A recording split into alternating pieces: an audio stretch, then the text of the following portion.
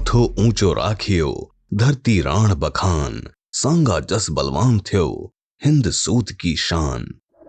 गहलोत वंश में जन्मे मध्यकालीन इतिहास के उस शौर्य शिखर एकलिंगनाथ दीवान महाराणा संग्राम सिंह सिसोदिया उर्फ महाराणा सांगा का नाम अपने कुशल शासन, सैन्य उपलब्धियों और बहादुरी के लिए जाना जाता है। उन्हें उनके घोर विरोधी बाबर ने भी भारत के दो पराक्रमी शासकों में से एक माना है, लेकिन केवल क्षत्रिय समाज से होने के कारण महाराणा सांगा को देश की सबसे बड़ी पंचायत में अपमानित किया गया। पेशवावादी आरएसएस सांसद रामजी लाल सुमन से महाराणा सांगा पर अमर्यादित टिप्पणी करवाई गई। इसमें आरएसएस और सपा का मूल उद्देश्य यूपी में क्षत्रिय बनाम दलित सामाजिक टकराव था, किंतु इनका यह षड्यंत्र पूर्ण रूप से विफल हो गया जब बामसेफ के वामन मिश्राम जी समेत बसपा की सुश्री मायावती जी ने संत रविदास के शिष्य गहलोत शिरोमणि महाराणा सांगा के सम्मान में स्टेटमेंट देकर सामाजिक सौहार्द बनाए रखने की अपील की, जिसके लिए इन दोनों बहुजन नेताओं का धन्यवाद। ऐसे में इन दोनों नेताओं ने उसी प्रकार धम्म और बहुजन हितों की रक्षा की जिस प्रकार उस कालखंड में महाराणा सांगा ने की थी। महाराणा सांगा उर्फ महाराणा संग्राम सिंह गहलोत का जन्म 12 अप्रैल 1482 को मेवाड़ के चित्तौड़गढ़ में हुआ था।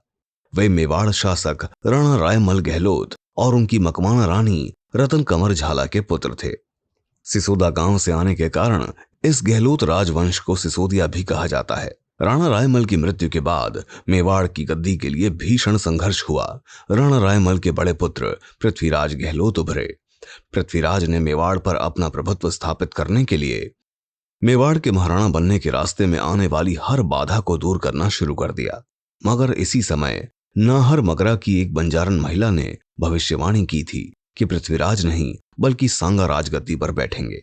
यह सुनकर पृथ्वीराज ने सांगा पर हमला कर दिया, जिसमें सांगा की आंख घायल हो गई।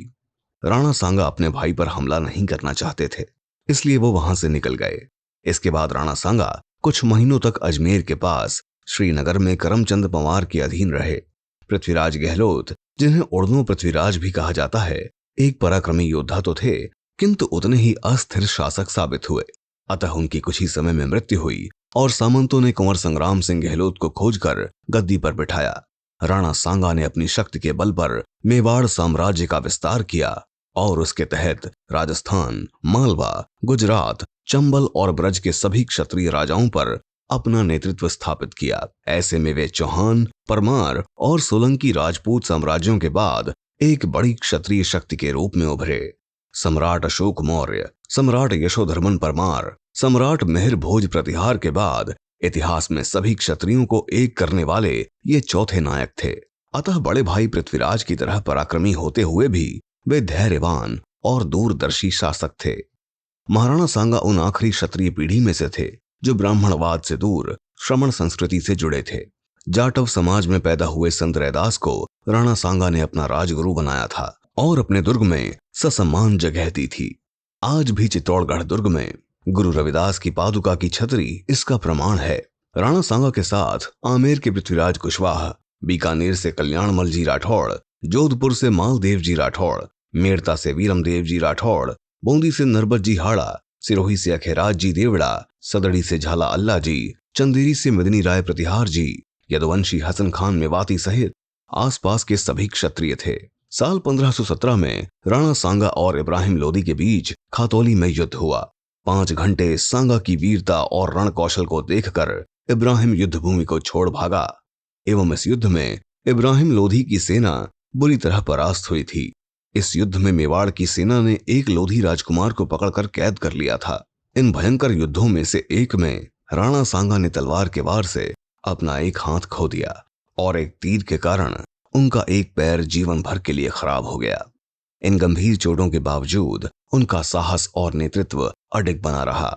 दिल्ली सल्तनत के सुल्तान इब्राहिम लोधी, जो राजपूतों के इस प्रकार के प्रतिकार से स्तब्ध रह गए थे, जो कि बीते 3 शताब्दियों में अभूतपूर्व था, उसने 1518-19 में मेवाड़ के विरुद्ध एक और अभियान चलाया, लेकिन इस बार भी उन्हें धौलपुर के युद्ध में हार का सामना करना पड़ा।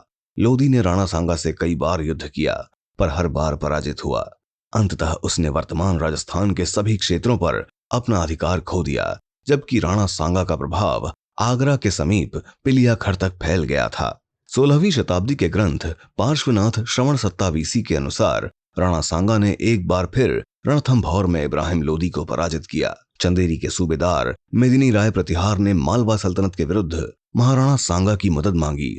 तब उन्होंने 1519 में गागरोन के युद्ध में मालवा के सुल्तान महमूद खिलजी को हराकर 3 माह तक बंदी बनाया। इस युद्ध के उपरांत रायसेन, चंदेरी, भिलसा, कल्पी, सारंगपुर भी मेवाड़ साम्राज्य का हिस्सा बना।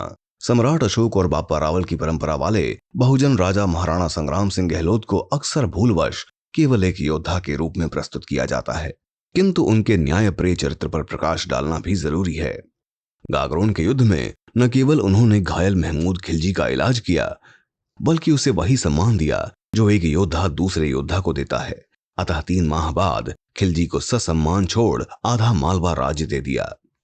ईडर के राठौड़ राजवंश में जब भाइयों में क्लेश हुआ और गुजरात सुल्तान, जो स्वयं टाकवंशी राजपूत था, ने एक भाई भारमल राठौड़ को समर्थन दिया, तब मेवाड़ ने इसमें दूसरे भाई के पक्ष में हस्तक्षेप किया, जिसके कारण 1514 और 1517 में गुजरात के टाक राजपूत सुल्तानों और मेवाड़ के गहलोत राजपूतों के बीच 3 युद्ध हुए, जिन सभी में जीत मेवाड़ की हुई और अंततः ईडर मेवाड़ की जागीरी बनी। 1520 में उन्होंने गुजरात के राजपूत सुल्तान महमूद शाह पर हमला किया और उसकी फौज को अहमदाबाद तक खदेड़ा। इस युद्ध में मारवाड़ के राव गंगा राठौड़, वागड़ के रावल उदय सिंह गहलोत, मेड़ता के वीरमदेव राठौड़, ईडर के रायमल राठौड़ भी थे। उसके बाद उत्तरी गुजरात, जिसमें बनासकांठा एवं साबरकांठा आते हैं, मेवाड़ का हिस्सा बन गए। 1521 में गुजरात सुल्तान और मालवा सुल्तान ने मालवा क्षेत्र के मंदसौर पर आक्रमण किया, जो अब मेवाड़ साम्राज्य का हिस्सा बन चुका था। हालांकि इसमें कई इतिहासकार किसी की निर्णायक जीत नहीं मानते, किंतु यह भी बताते हैं कि सांगा ने मंदसौर पर आक्रमण को विफल कर दिया। राणा सांगा के साम्राज्य के दौरान मेवाड़ की सीमा पूर्व में आगरा और दक्षिण में गुजरात तक थी। इस बात की पुष्टि स्वयं निजामुद्दीन ने भी की है।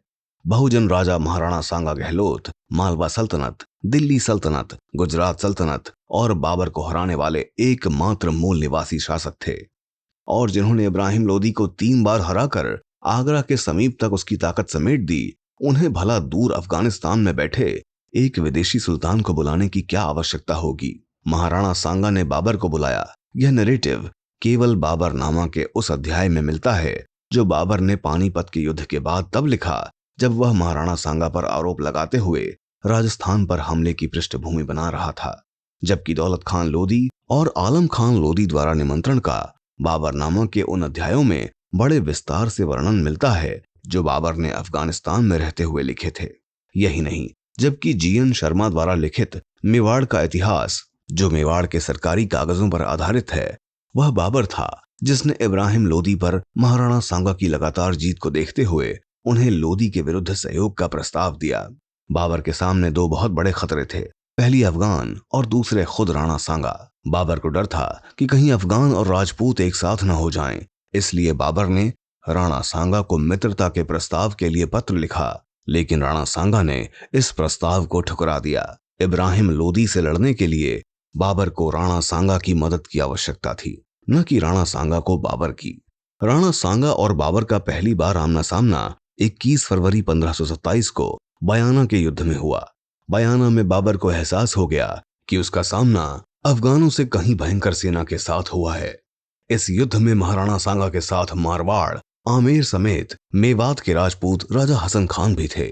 इस युद्ध में राणा सांगा ने बाबर को बुरी तरह हराया था, जिससे बाबर की सेना को भागना पड़ा। इसी भागती सेना का मुगल जनरल मंसूर बरुलास लिखता है, राजपूत मृत्यु के देवता हैं, वे हमारी तरह युद्ध के मैदान से भागते नहीं हैं।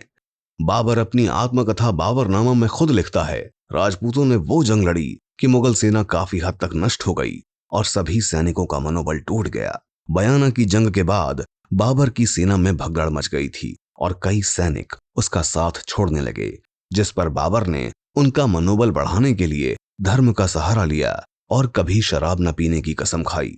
खानवा के युद्ध में भले ही विदेशी सेना तोपों के दम पर विजयी रही, परंतु यहाँ महाराणा सांगा के अजराइलों ने ऐसा तांडव मचाया कि स्वयं मृत्यु भी सहम उठी। आत्मचिंतन करें कि ऐसे प्रेरणादायक व्यक्तित्व को भारत की जातिगत राजनीति और एंटी क्षत्रिय नीतियों के कारण वे सपाई अपमानित कर रहे हैं जो जातिगत गौरव के लिए क्षत्रियों के यादव वंश से खुद को जोड़ते हैं। इसी तरह उन पेशवावादियों को भी याद रखना चाहिए कि महाराणा सांगा की फौज में राजा हसन खान जैसे मुस्लिम राजपूतों के साथ मुस्लिम मेव और मुस्लिम पठान भी थे। असल में जिन वर्गों ने मध्यकाल में कोई युद्ध नहीं लड़ा, वे ही मध्यकाल के इतिहास का उपयोग कर धार्मिक और जातिगत टकराव करवा रहे हैं। असल में आज जिस वर्ग के पास सत्ता है, उसके पास खुद का कोई इतिहास नहीं है, जिस कारण वह दूसरों के इतिहास को लेकर जातिगत और धार्मिक टकराव करवा रहे हैं। आपको लगता होगा कि अहीरवादी सपा और पेशवावादी आरएसएस अलग हैं, किंतु ये एक ही हैं।